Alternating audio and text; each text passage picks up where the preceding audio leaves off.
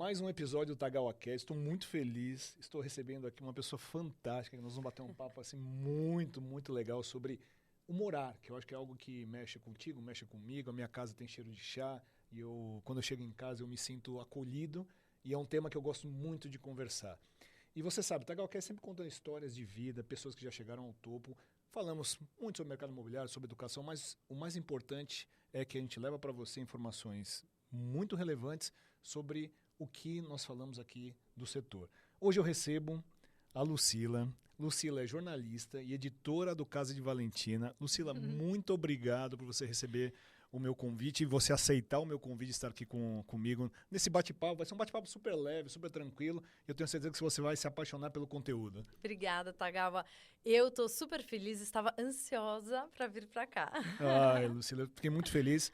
A Lucila, eu acompanho ela há muito tempo, antes até, né, do Casa de Valentina se tornar um canal, né, Verdade, a gente muita influência, se conhece né? há bastante tempo. E eu tinha uma vontade muito grande da gente estar juntos em algum projeto, em algum conteúdo que a gente pudesse fazer. E agora chegou o momento, nós conseguimos fazer um trabalho agora recente para a EZTEC e agora ela aceitou meu convite de estar aqui no TagawaCast.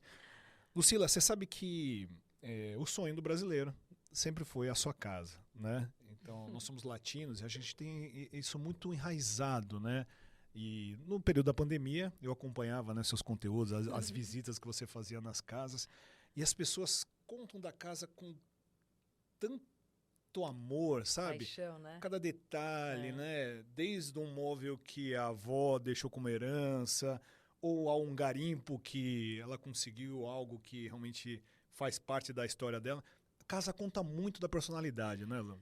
Tagawa, muito. E você sabe que tem um estudo recente, pós-pandemia, que conta um pouco de um movimento, não é nem uma grande tendência, mas é um movimento que impacta diretamente as nossas casas e que eu endosso porque eu acredito que ele traz mesmo um acolhimento.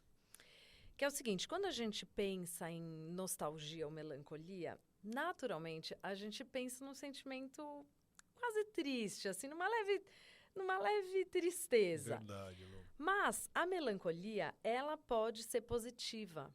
Ela pode trazer um conforto. Que e daí, interessante. nesse estudo, eles até dão um exemplo de quando a gente pega essas caixas antigas de fotografias ou... Bom, eu tenho uma gaveta na minha casa cheia de bilhetes de adolescência que eu mandava para as minhas amigas, recebia. Então, a gente vê aquilo como uma nostalgia positiva. E que esse sentimento ele foi resgatado na pandemia. E o lado positivo dele ganhou força.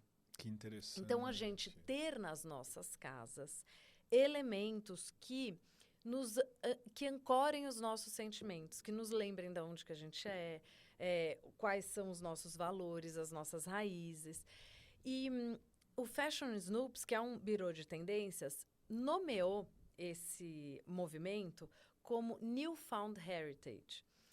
E tem uma frase que eu acho muito interessante, que está nesse relatório, que eles falam que hoje o morador ele é como se fosse um arquivista contemporâneo. Nossa, então, é linda, assim, essa, né, contemporâneo. Então, ele traz, às vezes, isso que você falou, um móvel da família, ou uma pintura do filho que ele vai enquadrar. E isso passa a ser bem visto. E qual é o oposto disso? São as casas showroom. São aquelas casas que a gente não se reconhece, que poderiam estar em qualquer lugar do mundo. Tipo, pode estar muito boa para sair numa revista, né? Mas... só que ela não conta história de ninguém. Que interessante. Então, essas casas... E é muito interessante porque eu percebo isso no Casa de Valentina.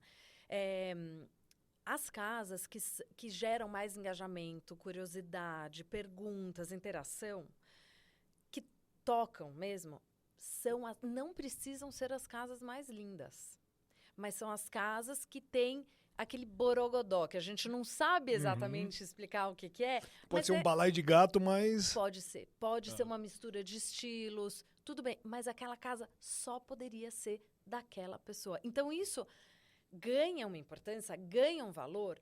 E quando a gente passa a valorizar isso, as pessoas se sentem mais à vontade de apresentar as suas casas com gosto, sem ter aquela desculpa.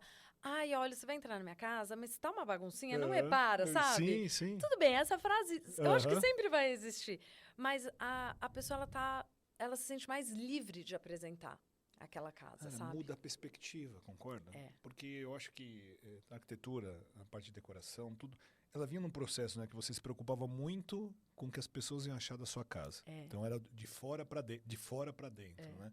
E você me contando sobre essa questão do arquivista contemporâneo. É lindo isso, né? Por que você fala isso? Porque quando eu falo de arquivista, né, a gente fala que é o que as coisas mais importantes que estão guardadas dentro de ti, né? E quando você fala contemporânea, né, atualidade, né, tudo, então, como que você consegue abrir esses arquivos e que cada detalhe da sua casa, ela conte uma história real de quem você é. Tá certo, minha leitura? É exatamente isso. E daí, pensando até no mercado que a gente atua, essa nova visão da casa, que é uma casa mais personalista, né, mais personalizada, ela muda o serviço do arquiteto e do designer de interiores, porque ele tem que estar aberto. Então, aquele arquiteto que tem todos os projetos com o mesmo mood, aquele sofá que ele usa em todos os projetos, aquela estante que está igualzinho em todos os projetos, ela perde a importância, ela perde a relevância. Que interessante, que interessante. E, pensando no setor imobiliário, né, de construção mesmo, qual é o máximo de personalização que eu vou conseguir entregar naquele imóvel? Então, na prática, tudo bem, isso pode levar alguns anos até a gente sentir isso no mercado, mas vai chegar. Vai chegar uma hora. Repara que as principais... Então, se eu for falar... vamos usar o exemplo de fora, que eu sempre fico mais confortável quando a gente está, né, usando exemplos que não sejam no Brasil. Mas, pensando nos veículos, Architectural Digest, não tem uma casa lá que é uma casa de showroom. Não são casas... Verdade. Não são mais pauta. Entendi. Né? Olha só, não são mais pauta. Não são mais pauta. E eu percebo isso porque lá no Casa de Valentina a gente recebe naturalmente de assessoria de imprensa, dos próprios arquitetos, né? Muito material. E óbvio que eu ainda recebo casa showroom, né? Certo. Mas essas casas não geram, não geram interesse do leitor. Então, não são casas que eu vou ter interesse em publicar. Não são nem casas que me tocam. Que louco. E essa curadoria já vem da sua essência, esse movimento? Como é que foi? Conta um pouquinho, Casa de Valentina, né? Que a gente foi contando aqui já, esse negócio do lado, já fomos... Como é que surgiu o Casa de Valentina? Bom, eu montei em 2008. Certo. E você sabe por que chama Casa de Valentina? Você me contou, mas conta pro pessoal. Conta pro pessoal. Esse é muito legal. Hoje é legal você falar que você tem o Insta, né? É cool. Sim. Aquela época, eu trabalhava na Globo, na TV. E eu montei o Casa de Valentina como um hobby mesmo. Não é que eu imaginava transformá-lo num negócio. E eu não queria ter o meu nome atrelado. Porque era um demérito você ter um blog. Só tinham os blogs que eram mais levados em consideração eram os de tecnologia. Sim, o blog, a palavra blog é muito forte na tecnologia. Muito em tecnologia. E mesmo assim, tinha uma conotação meio geek, sabe? Demais. E o geek não era legal, assim. Sim. Era uma coisa meio... Não é o geek de hoje, né? Não. Era um geek... Nossa, gente estranha. Como é que é? Festa estranha com gente esquisita. Muito bom. E estavam começando também os blogs de moda. E os blogs de moda não tinham uma avaliação...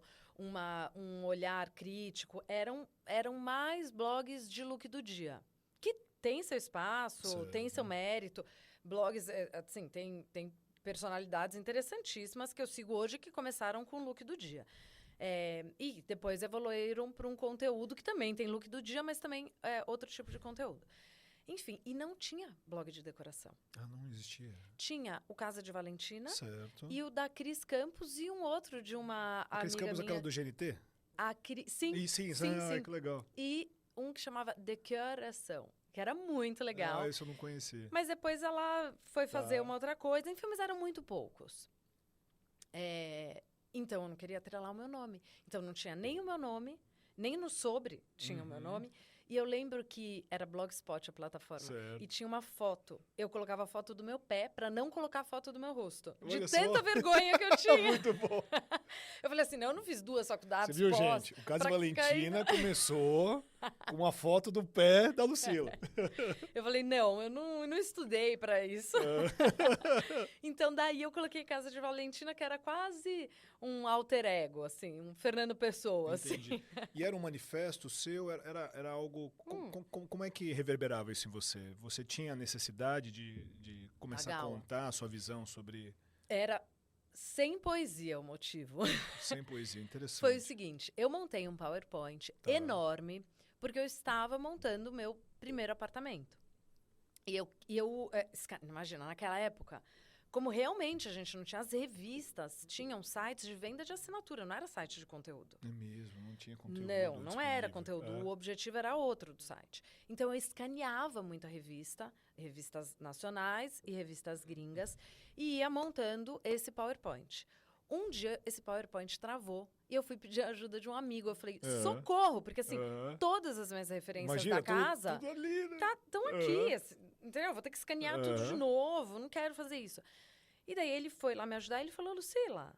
Ele trabalhava com tecnologia. Ele falou, Lucila, você tem um blog pronto? Eu falei, como eu tenho um blog?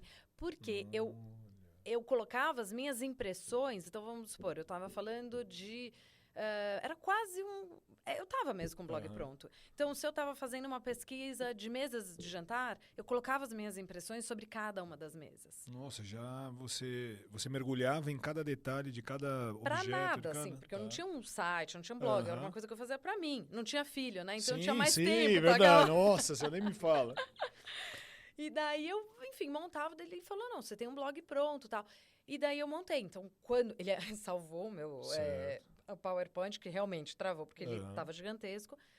E daí eu simplesmente joguei isso para uma plataforma do Blogspot. E daí eu, obviamente, fui tomando gosto. Depois de um ano, eu recebi o meu primeiro... Eu lembro direitinho, quando uma loja entrou em contato para fazer o anúncio. E eu falei, anúncio? Assim, como assim? Como assim, anúncio? Como é que você chegou no meu telefone? E, enfim, então foi realmente despretensioso e sem um objetivo claro. E quando você percebeu que realmente isso tomou uma proporção, que você fala, isso aqui realmente pode se tornar um negócio, né? Eu já estava ganhando um dinheiro, porque eu lembro, foi muito engraçado. Essa loja, ela falou, eu quero fazer um anúncio. Eu falei, mas em que formato? Assim, como é que funciona esse negócio? Ele que me falou. Porque ele era uma loja aqui no Brasil, mas ele vivia em Londres, que... Ele já trabalhava, ele tinha uma filial lá, ele já trabalhava com digital lá, anunciando a loja e tudo mais. Então, ele que me ajudou a ter esse olhar mais comercial. Mas eu percebi, quando eu já estava ganhando dinheiro, não se comparava com o que eu ganhava na Globo, mas o mérito de eu olhar para isso como negócio não é meu. E eu preciso... O meu marido falou, se você não se dedicar full time, você não vai ter um negócio. Um negócio, assim, o que ele quis dizer, que hoje, eu era nova, né? Também tem isso. Hoje, talvez se isso tivesse acontecido... A sua leitura seria mais rápida, seria mais madura, né? Mas eu tinha, sei lá, 27 anos. Não, super nova. Ele falou, para um negócio vingar, ele vai precisar da tua dedicação integral, da tua energia integral. Então, você já modelou, você viu que deu certo, agora, para crescer... Você vai ter que se dedicar. E foi muito difícil para mim. E aí, quando veio isso? Pum! Não, imagina, eu fiz publicidade, fiz jornalismo, e depois eu fiz uma pós pensando... Eu trabalhava na época na Globo, eu fiquei 9 anos lá. Eu queria continuar trabalhando lá. Eu sempre amei. Então, você amava o mundo corporativo. Não, imagina, para um jornalista estar lá. Era jornalista... E assim, e nesse período, nesse momento que você trabalhava na Globo, a Globo ela era assim, o desejo maior de qualquer jornalista. Tagawa, eu estava onde eu queria estar. E daí eu falei, gente, mas foi bom ele ter dado essa cutucada. Porque demorou um tempo, demorou 1 ano e meio, quase 2 anos, mais ou menos isso. Eu não sou muito boa para datas. Mas eu estruturei o Casa de Valentina, montei equipe, escritório, e daí eu saí. Então, foi... mas, vale lembrar que eu estou colocando aqui e parece que as coisas meio aconteceram ao acaso. Sim, Nossa, eu montei! Pronto. E a gente sabe que não é assim. Certo. Claro que o mercado era outro, a concorrência era outra, a maturidade do digital no nosso mercado era outro. 2000 e a gente está falando aí já de 2011. Evoluiu muito. Mas houve muita dedicação, porque eu trabalhava... quando eu estava na Globo, eu estava na Globo. Então, eu chegava em casa à noite e me dedicava ao Casa de Valentina. Então, não é que era, nossa, puf, as coisas aconteceram, né? Assim, eu falo que, assim, para todo sucesso e prosperidade, existe 10 mil horas de voo. É isso aí. Concorda? Você precisa... Tem as 10 mil horas de voo evoluídas aí, né? Concorda? Então, Globo fazendo trabalho fora. Por isso que eu falo assim... Posso fazer só um adendo aqui? Claro. Não existe resultado sem sacrifício. Entendeu? Então, aqui, o que a Luciana está contando para você, imagina só, uma vida dentro da Globo. Assim, óbvio que a bandeira é muito linda, tudo, mas assim, é pauleira, é trabalho.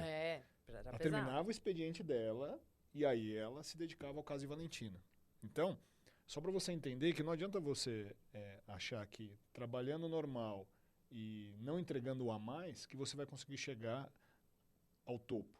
Você conseguir ser empreendedor, você conseguir ser um grande autônomo, você conseguir subir a sua carreira dentro de uma empresa até você chegar a ser um presidente de empresa, precisa do a mais. Não tem jeito.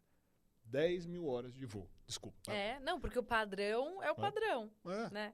Claro que acontece sorte, né? Porque a pessoa, foi lá, um influenciador colocou um conteúdo e esse conteúdo viralizou e ele, da noite pro dia, transformou. É um ponto muito fora da curva. É um ponto fora da curva, né? E daí você tem que contar com a sorte. Sim. E a sorte, às vezes, a gente não pode contar com ela, né? O falecido Rolino, o presidente da TEN, falava o seguinte, que a sorte batia na porta dele todo dia às 6 horas da manhã. Você vê que E ele sempre estava lá. É isso, né? E aí depois, Casa de Valentina, Globo, essa loucura toda. Daí, eu vou te contar uma passagem interessante. Então, eu montei o Casa de Valentina, daí eu falei, gente, para eu sair da Globo, eu quero ter além do conteúdo, eu quero ter um outro formato. E daí eu montei um marketplace. E eu fui muito... Agora eu vou te falar que foi talvez a época que eu mais tenha trabalhado na minha vida. Porque isso era 2011, 2012. Nossa, você montou o Marketplace ainda Eu montei em 2012, né? Que eu saí da Globo. Porque o Marketplace era das grandes ainda, né? Concorda? Era muito complexo, né? Era muito complexo. Em 2011, 2012. Muito, muito. Eu lembro que quando a gente colocou... Pra você ter ideia, o Mercado Livre estava... Óbvio que já existia, mas ele não trabalhava ainda, por exemplo, com algumas marcas importantes. Então, você lembra disso, que o Mercado Livre era quase uma venda consumidor final, consumidor final. Então a gente tinha muito receio de comprar, né? Né? Eu montei, então, para mim foi difícil montar uma plataforma. Eu não trabalhava com tecnologia na Globo, então foi uma coisa que eu tive que aprender. Montei, né? Rodou. Mas era muito pesado para mim. Eu estava com uma equipe boa lá no Casa de Valentina, mas era muito... E daí eu comecei a me distanciar do conteúdo. Porque o meu... Olha que interessante, né? O meu sacrifício diário era, vou colocar aí, 80% logística.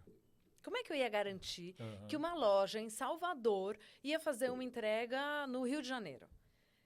Como marketplace, eu não era responsável por isso, mas moralmente eu era. Moralmente eu era responsável. Então, foi muito difícil. E quando eu percebi que eu estava me distanciando, mas isso foi importantíssimo, para eu até me entender como empreendedora. Até qual é o meu limite de equipe, como que eu gosto de trabalhar, como eu tenho prazer em trabalhar e o que eu tenho mais prazer em fazer. Você ouviu as palavras que ela falou aqui, Lucila? Olha que interessante. Prazer em trabalhar, que eu realmente gosto de fazer. Porque muitas vezes a gente se perde. Eu não tenho a palavra...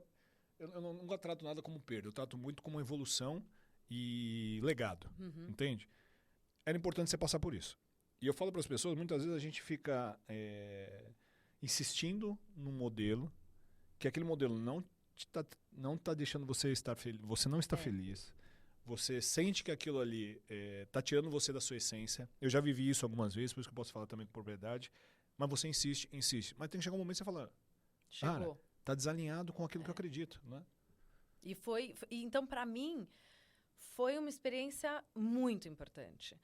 Então, eu vivi aquele momento bem aquele momento inicial das startups. Sim. Todo mundo falava em marketplace, em escala. Então, eu vivi muito aquilo.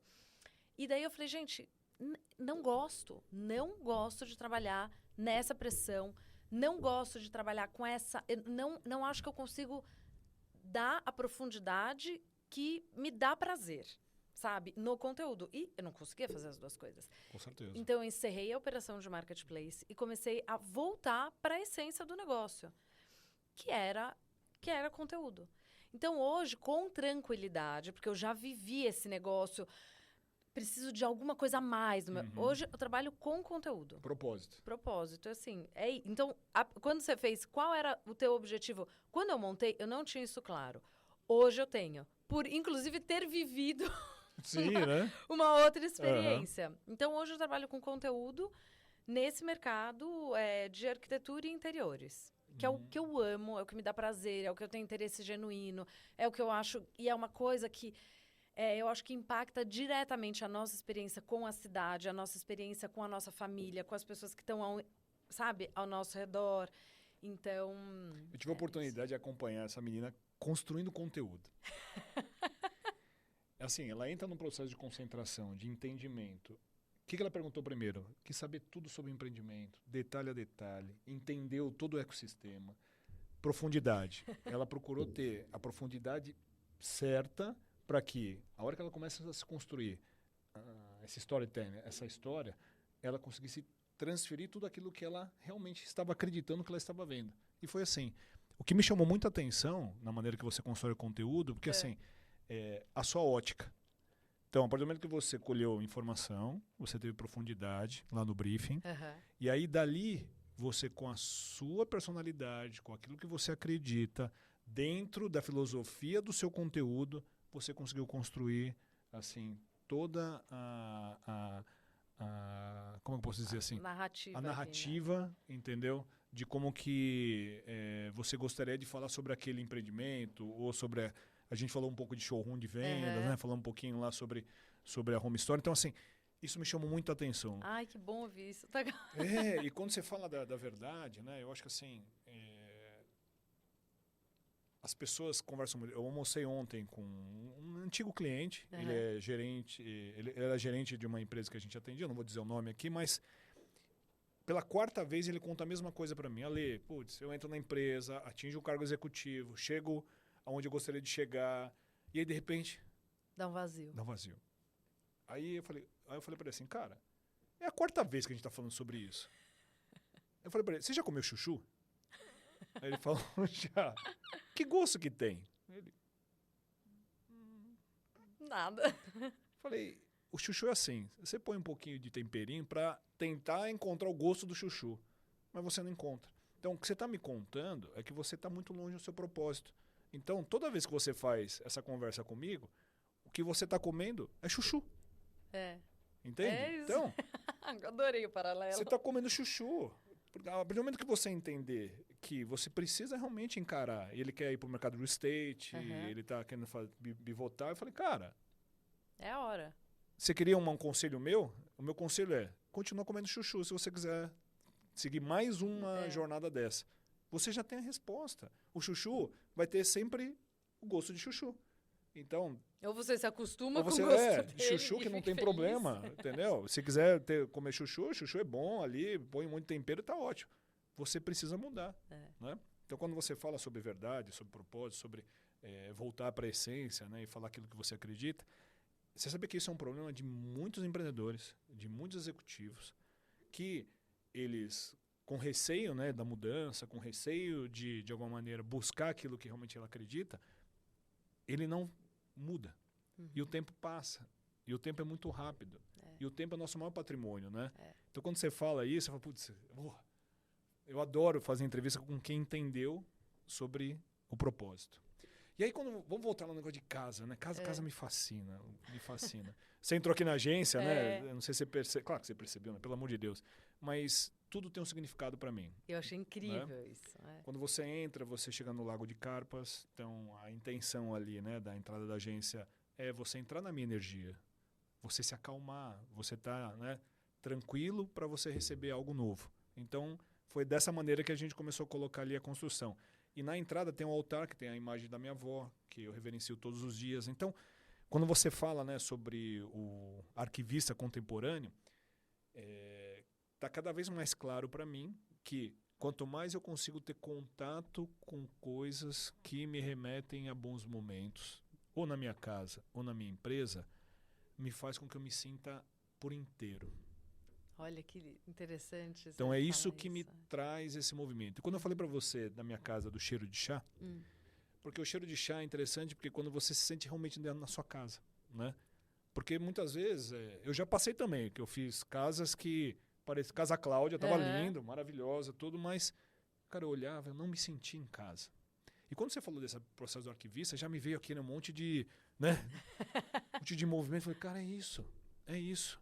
Então, eu acho que a partir do momento que você consegue perceber o que foi importante e o que é importante na sua jornada da vida, né? E trazer isso, materializar isso de alguma maneira, né, Lu? E você está vendo mais esse movimento? O que está acontecendo, Lu? Eu acho... Bom, eu acredito muito no Zeitgeist, né? Sim, então, eu acho que é uma coisa que a gente vai... são estímulos que a gente recebe de aceitação do outro de infinitas maneiras. E muito também pelas redes sociais. E daí, assim, eu acho que as redes sociais têm os seus problemas, as suas pressões e tal, mas tem uma força muito grande. E isso eu acho que, na verdade, não é só as redes sociais. São todos os canais de comunicação. Vou aqui falar um pouco das redes sociais, porque é onde eu trabalho, e eu acho que ela deu voz para gente que não precisava ter voz, mas também deu voz para quem era calado. Fantástico. Né? E gente interessante. Deu voz pra gente que era calado. Sensacional. E às vezes pessoas que... Às vezes a gente nunca olhou, nunca escutou. Então, eu acho que ao longo do tempo, a gente vai aceitando mais as diferenças. E a partir do momento em que a gente aceita as diferenças de personalidade, de estilo, de comportamento, de crenças, de religião, a gente vai aceitando isso também no jeito que a pessoa se veste, no sotaque, no jeito que ela pinta o cabelo ou que ela não pinta o cabelo. E você acha que isso influencia também na decoração, na arquitetura? Na decoração, porque a gente está mais aberto. Então, eu não sou uma poliana que eu vou achar que agora a gente não vai mais julgar o outro de nenhuma maneira. Mas eu acho que esse julgamento a gente se policia mais. Então, quando eu percebo isso, inclusive nos comentários do Casa de Valentina, as pessoas são comedidas. Acho que eu tenho... Isso é sorte. Eu me comunico com pessoas muito educadas de sentimento. Então, é raríssimo eu ver uma pessoa detonando a casa de uma outra. Entendeu? Às vezes eu publico uma casa que pode não ser o estilo que agrada a outra pessoa. Mas ela entende que aquela casa não tem que agradar a ela. E às vezes ela até comenta, não é o meu estilo, mas eu achei interessante. Ela respeita aquela história, né? Então, eu acho que... Por que eu fiz todo esse prólogo aí, falando que a gente está mais aberto, a gente está sendo confrontado diariamente a diversas visões de mundo, a diversas maneiras de se vestir. Isso torna a gente mais aberto para ver outras casas, que não são as casas que são casas de showroom. A gente às vezes passa a se interessar mais pela história daquele espaço e não pela estética final daquele espaço. Fantástico. É óbvio que eu gosto muito de uma casa bonita, entendeu? Eu gosto muito de uma casa que tenha um trabalho de proporção, uma escolha fluida de paleta de cores e tudo mais.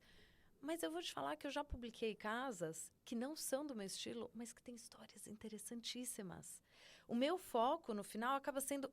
Porque, assim, eu tenho 2 formatos de conteúdo. Certo. Um que eu publico o projeto. Perfeito. E daí, nesse momento, eu dou muita importância para harmonia visual, escolha de revestimentos, e o quanto aquela casa, aquele projeto me traz um frescor inusitado de solução.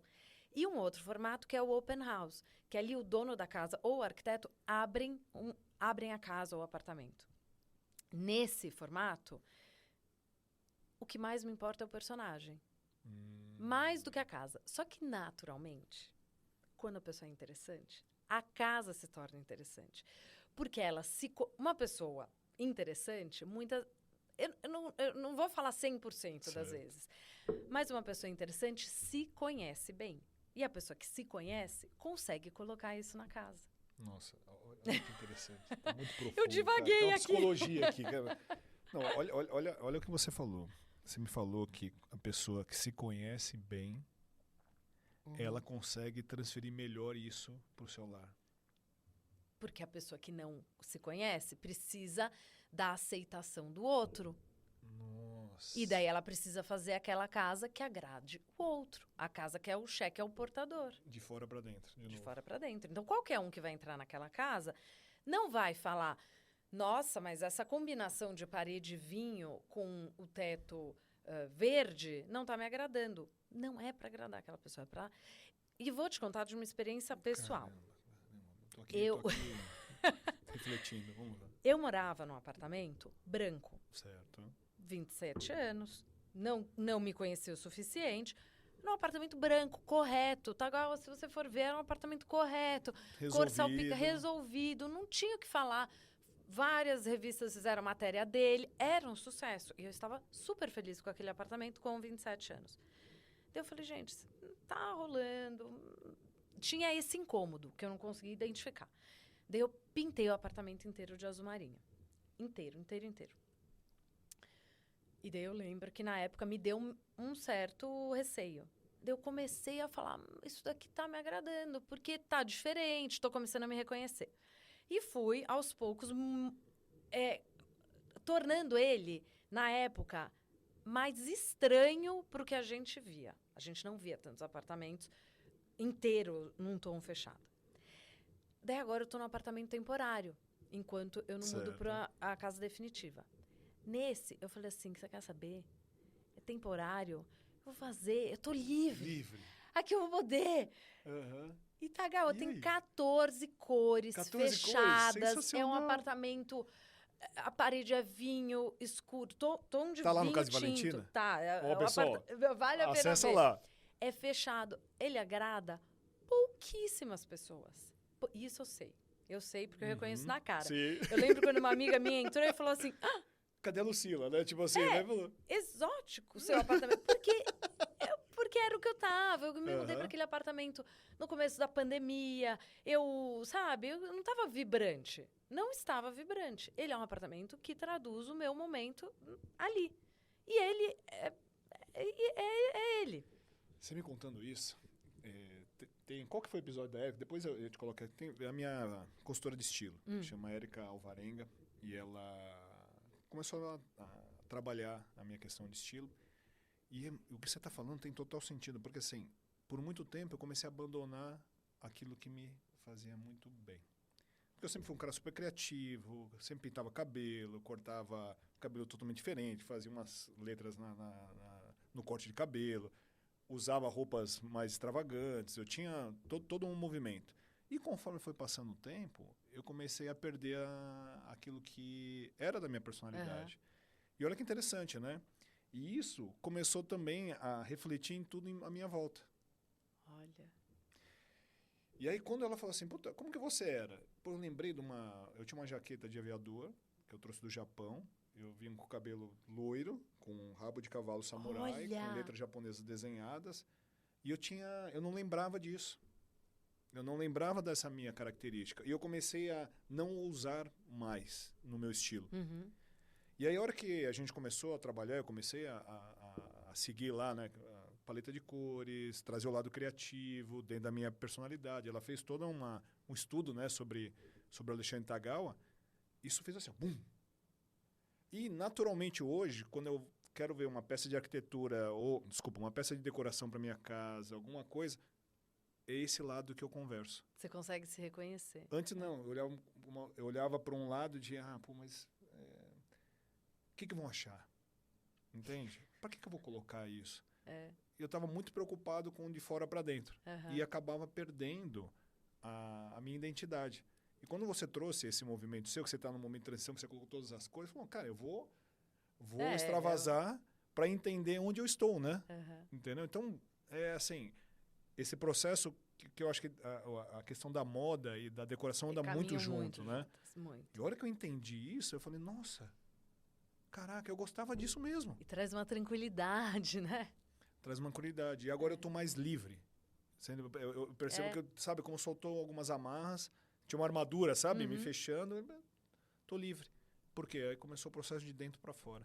E eu não tinha associado que o meu look estava de acordo com essas travas que eu fui colocando durante um percurso da minha vida. Você vê? Em todas as escolhas que a gente faz. Vou te contar uma coisa que é interessante quando a gente pensa. Tem um aplicativo que eu tenho no site e que ele mapeia mais ou menos os interesses das pessoas que acessam Casa de Valentina. E o primeiro, arquitetura e decoração, é o terceiro interesse. O primeiro é moda, depois gastronomia. Porque a gente não está desconectado disso. É verdade, Lu. A pessoa que mora, que compra um sofá, ela come e se veste. Sim, verdade, né? Então, é interessante a gente pensar que esse olhar, ele se expande para todos os nossos consumos, né? Que louco. Dicas. Meus seguidores, assim, eu tenho seguidores e quem acompanha o Tagawa Cast, empreendedores, empresários, mas também tenho pessoas que estão começando sua vida, sabe? Estão lá bem no início, mas que eles querem, de alguma maneira, levar para sua casa, né, uma identidade. Uma identidade. Que dica que você daria? Porque, assim, uma coisa é quando você tem, obviamente, uma possibilidade de pagar uma arquiteta, né, que vai... Um terapeuta e um arquiteto. Isso, né? É isso aí, um terapeuta e arquiteto. Fantástico.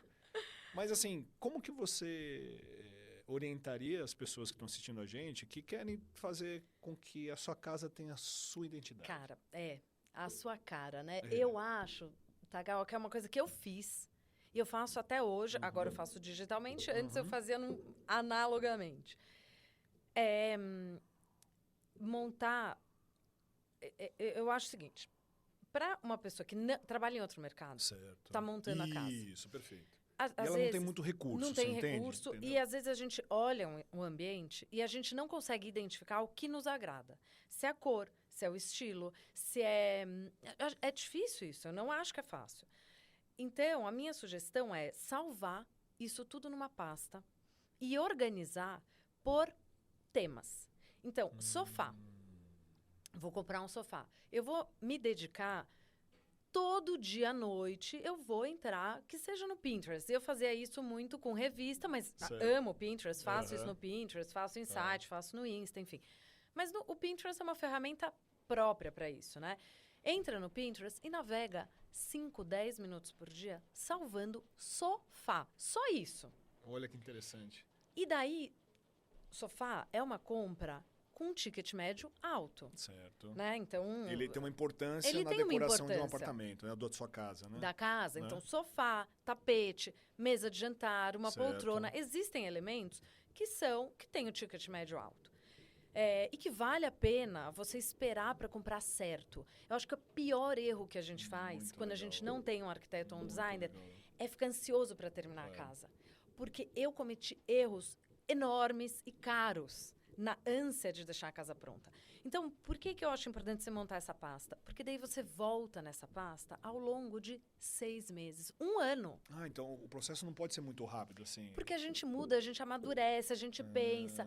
Eu sou... Espero que o arquiteto que está me ajudando não me escute, mas eu sou complicada. Porque... alguns meses eu tenho certeza que eu quero aquele mobiliário. Daí eu olho, reolho. Eu falo assim, isso não vai funcionar para minha família. Não vai funcionar. eu acho que eu vou mudar. Então, só quando a gente tem um amadurecimento visual, a gente se imagina outra coisa. Ninguém pega trena. Tagawa, ninguém pega trena para escolher um mobiliário. Verdade. Tô com Você vergonha escolhe aqui, pelo eu visual. também já fiz muito disso. Nem pensava nisso. Cadeira. Ninguém senta numa cadeira. Ninguém assim, não, mas a maioria olha e faz aquela compra sem experimentar. Então, eu sou, assim, addicted total. Compro muita coisa online, mas assento não se compra online. Olha quanta dica importante aqui da Lu. Assento, a gente senta e experimenta. O nome já diz, né? Assento, né? Senta. Você tem que sentar. Sinta, né? E eu vou te falar, as grandes indústrias hoje, de sofá, não é difícil, entendeu? Você liga e fala quais lojas tem esse teu sofá, ou vai na loja. Vale a pena, porque você vai sentar nessa cadeira de jantar com a tua família 10 anos da sua vida. Entendi. Não é melhor estar confortável? Então, acho que a dica é olhar muito, montar essas pastinhas e o que for assento, ir na loja física e sentar. O que é mesa, não precisa, você pode comprar online. Claro. Mas acho que o que você falou é muito essas. legal, Lu, porque assim, muitas vezes as pessoas, elas querem, de repente, ainda não tem recurso, porque a vida está no começo, mas elas começam a pegar um monte de referência de um monte de apartamentos. Mas você deu uma dica aqui fantástica. Peraí, sofá. Vários sofás. Analisa. Olha, porque você está olhando pro detalhe. Porque normalmente o pessoal olha muito do processo sintético, né? Não do analítico, né? Então ele olha no geral, eu gostei desse apartamento, dessa referência. Sai comprando, né? Sai. Mas ela não fez uma análise de sofás, não fez uma análise de poltronas, não fez uma análise de qual eletrodoméstico vai funcionar melhor para o seu estilo de vida e quanto tempo você vai ficar com aquele móvel ou com aquele objeto. E às vezes é uma década. Então. É uma década. Né? E uma outra coisa, que daí eu acho que é um ponto de atenção, só para a gente ficar... o que é trend topic.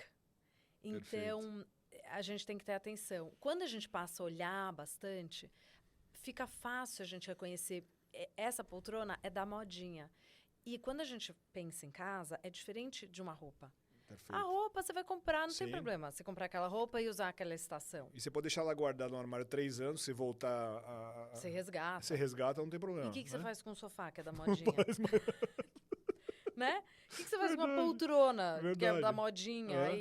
Então, eu tenho muita cautela em comprar modinha quando a gente pensa em mobiliário importante. Não estou falando de um vaso, mas, assim, móvel importante, eu tenho a tendência a sempre preferir o atemporal. Entendi.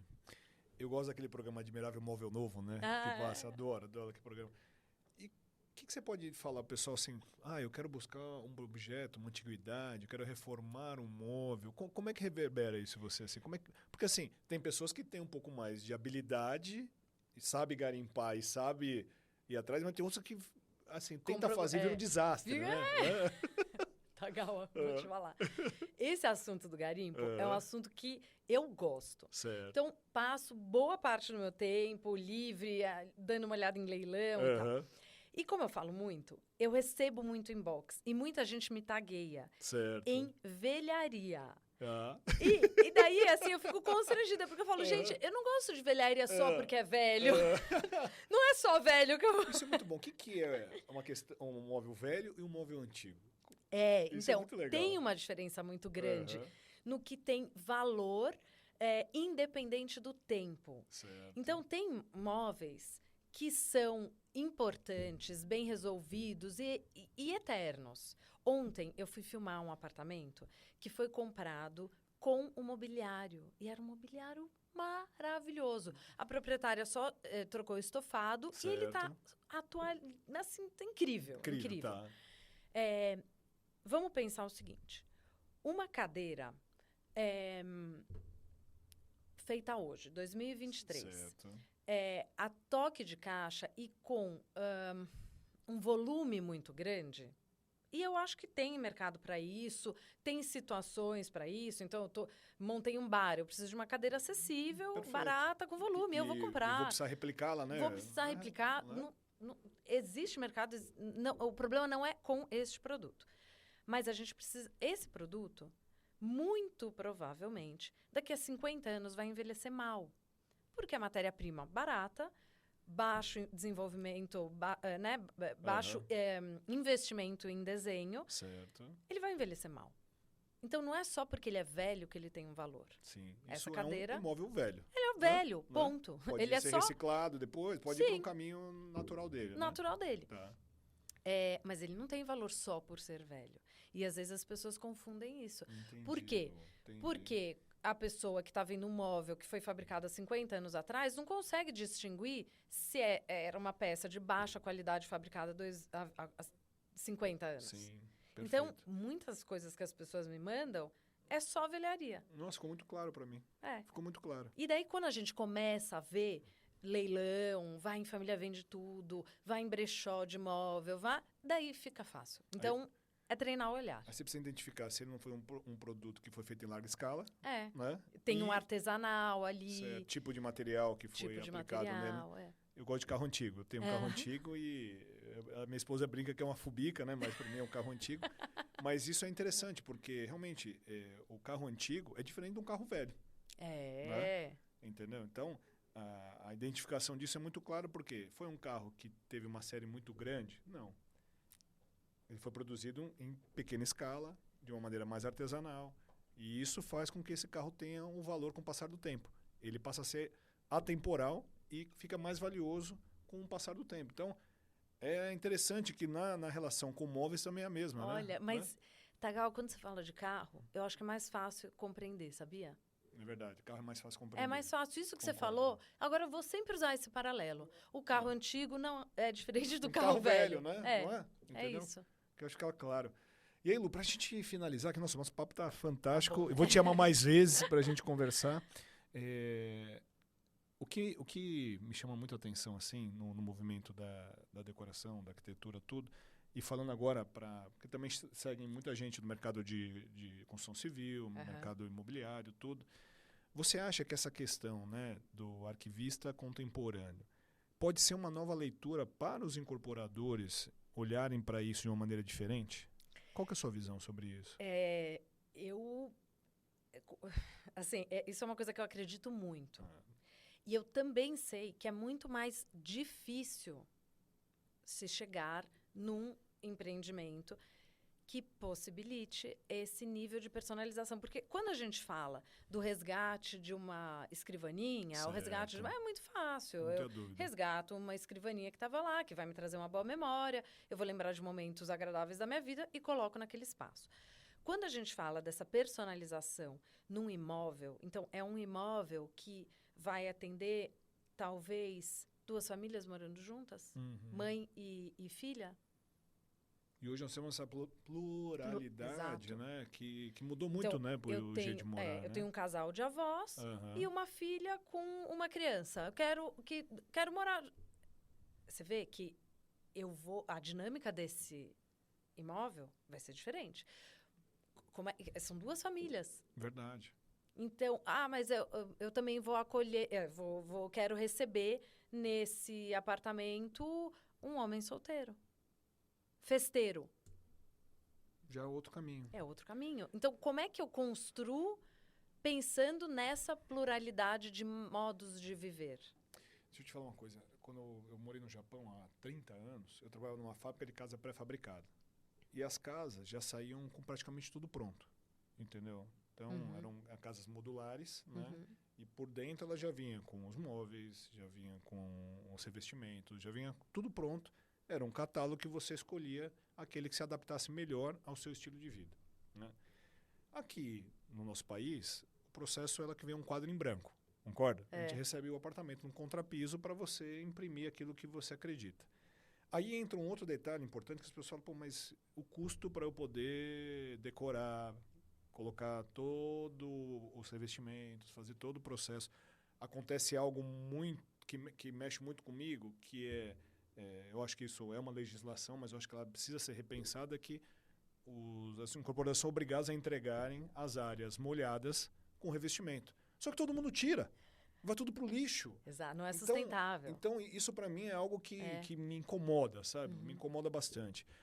Sei também que a personalização, até um certo ponto, ela pode acontecer muito bem. Mas quando a gente fala de escalas, quando a gente fala de alto luxo, personalização super difícil. Quando a gente é no médio padrão, eu acho que aceita, né, uma personalização. E quando a gente fala do padrão Minha Casa Minha Vida, tudo, é um quadro em branco mesmo, porque ela pode mudar só colocando piso. E talvez nem coloque o piso pela condição que ela se encontra, né? Então, acho que é um desafio muito grande, né, para o setor de construção civil encontrar uma solução. Porque em países mais desenvolvidos, com certeza isso encaixa mais fácil. Mas aqui, nós temos uma questão cultural. Né? Cultural, né, Lu? Você sabe que isso que você estava me falando, eu lembro de Era um estudo que eu estava lendo. Bom, eu tenho 40 anos, certo. Eu fiz publicidade também. Eu fiz jornalismo, então eu fiquei sabendo que você é da nossa área também. E eu lembro que a gente estudava muito a persona. Então, faixa etária, certo. Momento de vida, era um homem, uma mulher. E hoje a gente vê mulheres de 60 anos com um estilo de vida similar a uma menina de 22 anos. Isso. A gente vê adolescentes não, jovens adultos, né, de 20 e tantos anos, vivendo dentro de casa como um ermitão, como um senhor de 80 anos. Por que eu estou levantando isso? Porque eu acho que fazer essa segmentação é muito difícil. Hoje em dia, a gente tem que pensar, fazer esse filtro de uma maneira diferente. Certo. Com expectativa de uso de produto, e não mais essa segmentação. Casal, menino, menina. É óbvio que, assim, eu entendo que a maioria seja mais fácil. Perfeito. A gente pensar num imóvel criando esse estereótipo. Mas eu acho que com o passar das décadas, a gente vai para um caminho um pouco mais fluido. Entendi. Entendeu? Que os espaços vão estar mais fluidos, certo. Que o uso do apartamento vai estar diferente. Então, a gente vai ter que aprender a fazer essa construção que se adeque a diferentes maneiras de viver. Perfeito. Entendeu? Eu acho que e eu também não sei como fazer isso. Porque é algo complexo, né? Pra gente encontrar o caminho, né? Envolve estrutura, né? Investimento. Tá. Pra você, quadro em branco ou personalização? Quadro em branco com opção da personalização. Boa, né? Muito bom, muito bom. Eu acho assim que o mercado imobiliário ele é uma coisa muito fantástica porque você acompanhar diversos estilos de vida, né? E quando você entra, vamos supor, eu entrega um empreendimento, aí você começa a conhecer a casa das pessoas, né? É verdade. Eu vejo lá, né? Depois que eu mudei recente também, né? No período da pandemia, e aí você vai conhecendo pessoas, você começa a conhecer as casas, né? E é muito louco porque cada um pensa de uma maneira. Você não encontra uma lógica... No mesmo prédio, no mesmo né? prédio. Vamos falar, no meu prédio eu já visitei uns 6, 7 apartamentos de amigos que foram sendo construídos ali na relação de condomínio. Lu, eu olho e falo, cara, como é que você pensou nisso? Eu não pensei. É uma experiência antropológica. Aí eles entram no meu apartamento e falam, olha isso aqui. Por que a gente não pensou nisso? É muito louco o pensamento. Não tem uma lógica... um padrão, né? De comportamento. De decoração, de ideia de compartilhamento de espaços, da parede que tirou ou não tirou, da maneira que você coloca a mesa de jantar. Cada um coloca a mesa de jantar num lugar. E quando você vai conversar com os arquitetos, o grande desafio, assim, que eles ficam, são os apartamentos que ele não consegue fazer essa movimentação. Então, quer dizer, talvez a gente caminhe certo. não, talvez a gente volte para moradias livres, mais flexíveis, como alguns apartamentos modernistas. Perfeito. Que tinham essa flexibilidade. Mas isso eu acho que é natural e faz parte da nossa história, porque a gente também foi mudando o jeito que a gente interagia. Então, eu não acho que um é melhor do que o outro. Eu acho que eles são reflexos de momentos da nossa história. Verdade, de períodos, né? Porque agora, o metro quadrado de São Paulo cada vez mais alto, a tendência é diminuir os espaços. Vai diminuir os espaços, você precisa de ideias novas para poder utilizar o melhor daquele pequeno espaço. Exato, né? Como é que a gente Apartamentos faz, de 20 né? metros, de 10 metros, né? Que nós estamos, esse é o movimento. Lu, fantástico. Adorei, querida. obrigada. Que conversa muito boa, obrigado muito pelas bom. dicas. Eu acredito que todos que estão nos assistindo tiveram, assim, grandes ideias. E olha, eu sempre falo para vocês, compartilhem, passe essa mensagem, porque olha aqui, uma conversa com a Lu, da Casa de Valentina, com várias dicas, é muito raro. Então, aproveite todo esse movimento. O Casa de Valentina, @... @Casa de Valentina, Casa de Valentina, mesmo. super fácil. Eu não tenho o meu pessoal, sabia? @Casa de Valentina. Tudo junto misturado. Tudo junto misturado. Então, assim, @Casa de Valentina. A Lu é fantástica, você vai ter dicas fantásticas sobre decoração, sobre gastronomia, né? Eu fiquei sabendo coisas interessantes de como que funciona aí a busca, né? Os interesses. Isso também é interessante para ver o comportamento. Muitas vezes a pessoa está buscando gastronomia, mas a gastronomia é inserida na arquitetura, inserida na decoração, né? E vai embora, né? Lu, obrigada. Muito obrigado. Adorei nossa Foi demais, conversa. viu? Gente, mais um episódio do Tagalcast para vocês. E você sabe, o Tagalcast sempre traz dicas de grandes histórias, pessoas chegaram ao topo. Falamos também sobre mercado imobiliário, educação, estilos de vida. E é para isso que eu criei o Tagalcast e fico muito feliz de compartilhar mais uma história. Eu falo, Lu, que a cada podcast eu leio um livro. Olha, que delícia. Porque vem tanta conteúdo, tanta reflexão, tanta informação. Agora entendi o quanto da psicologia é inserida dentro do processo de decoração. E arquivista contemporâneo, olha, dá uma visitada dentro de ti, coloque para fora o seu eu, a sua personalidade, quem é você. E isso vai influenciar no seu lar. Obrigado, gente.